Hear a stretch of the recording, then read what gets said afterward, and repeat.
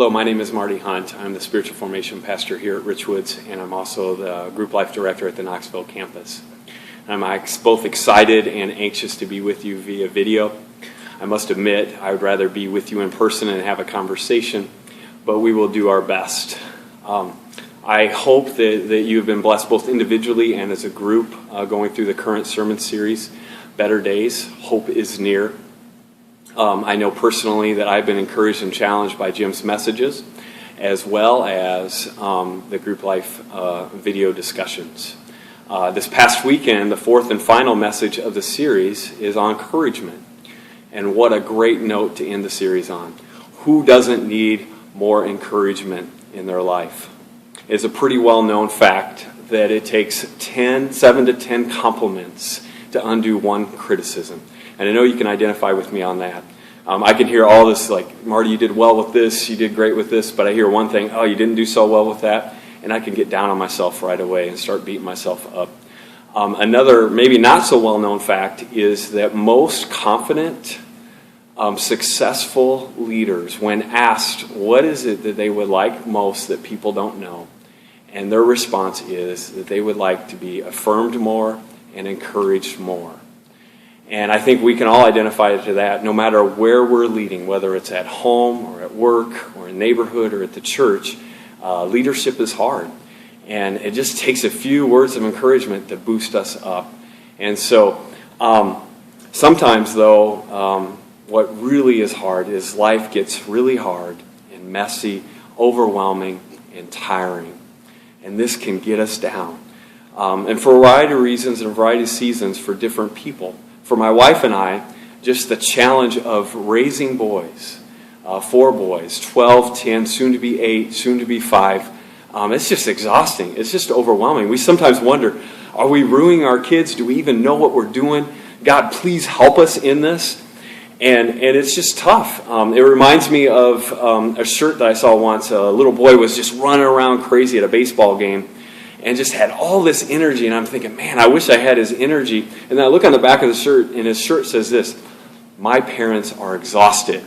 And I just cracked up, and I said, that's Kathy and I. That's where we're at right now. And so in life, we experience pain and suffering, stress and anguish, disappointment and loss. Some of it we do bring on ourselves, but a lot of it we have no control over. We get down and depressed. We get angry and frustrated. We get apathetic and lifeless. That just happens. That's normal. That's the way life is. We start to freak out. We lose heart. We get in a funk. We just begin to give up. We're just not sure where to go and what to do. Life just doesn't work out the way we want it. And we see this in the story that we talked about this weekend with Hannah. She was in the same place. She'd been barren for years. She'd been ridiculed, provoked by that. And that was something really important to her, something that she wanted to see happen in her life. And it just didn't happen. Life can beat us up. Life can beat us down. In fact, it gets so bad, the only thing we think about is how to get out of our suffering, how to find relief for our pain, and how we can do it as quick as possible, as painless as possible. And to make matters worse, help doesn't come when and how we want it. And again, the scripture talks about with Hannah that it was years that she was barren. It was years that she was taking this stuff, that she was in anguish, that she was weeping bitterly. And there was no help. It's in these times that we come to the brink. We come to our breaking point. We don't see the light at the end of the tunnel. But in these times, we also have the opportunity to really cry out to God, to get real with ourselves and with God, which is a good thing, but a hard thing to do. And again, we see that Hannah did this. It says in the scripture that she poured out her heart to God over those years. And she wrestled with this moment that we all go through, what I like to call the why God moment. Why, God, are you allowing this to happen to me right now? If you cared, you wouldn't let this happen. If you loved me, you would change this or that. Why, God, aren't you doing something about it right now? I need it now. Can't you see I'm hurting? Don't you want me to be happy?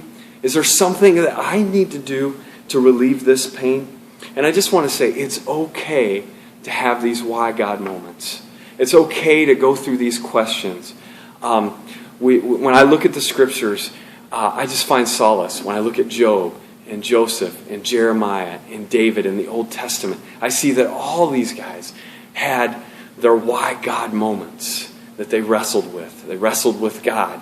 And then I also look at the New Testament and I see Paul, and he's asking, may this thorn in my side be taken care of. And God says, my grace is sufficient. And then even with Jesus, we see that he has the why God moment. On the cross, in his crucifixion, he says, why God have you forsaken me? And before that, he asked God, can you take this cup of suffering, but not my will, but your will be done. And so while it's okay to have the why God moment, it's important that we do not get stuck in the why God moment. We can visit this place often, but not camp out there. We must move through our wrestling with God so that we can rest in God.